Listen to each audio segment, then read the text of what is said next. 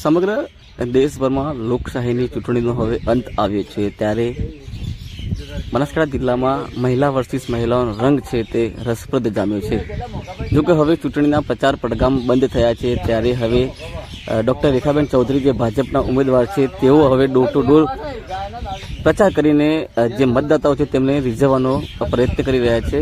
જોકે આજે ડૉક્ટર રેખાબેન ચૌધરી છે તે પોતાના પાલનપુરના મત વિસ્તારમાં મતદાતાઓને રીઝવવા માટે પહોંચ્યા હતા, જ્યાં આજે સોનબાગ વિસ્તારમાં આવેલા દલિત સમાજના ઘરે અમૃતભાઈ ચૌહાણ નામના ઘરે પહોંચ્યા હતા અને તેઓ ત્યાં બેસીને ભોજન પણ માન્યું હતું. જો કે એક અનોખો સંદેશ પણ બહાર પાડ્યો હતો. જો કે ડૉક્ટર રેખાબેન ચૌધરી એક ચૌધરી સમાજમાંથી આવતા હોય છે અને જ્યારે લોકસભાની ચૂંટણીના પ્રચારમાં આવ્યો હોય ત્યારે દલિત સમાજના ઘરે તેઓએ ભોજન લીધું હતું. તેઓને લઈ અનેક સંદેશો બહાર પડ્યો છે. મહત્વની વાત એ છે કે હાલમાં જ્યારે લોકસભાની ચૂંટણીના હવે માત્ર ને માત્ર ગણતરીના કલાકો બાકી રહ્યા છે, ત્યારે આજે મતદાતાઓને રીઝવવાનો પ્રયત્ન છે તે ભાજપના ઉમેદવાર તરીકે રેખાબેન છે તે અત્યારે ડોર ટુ ડોર પ્રચાર કરીને રીઝવવા માટે પ્રયત્ન કરી રહ્યા છે.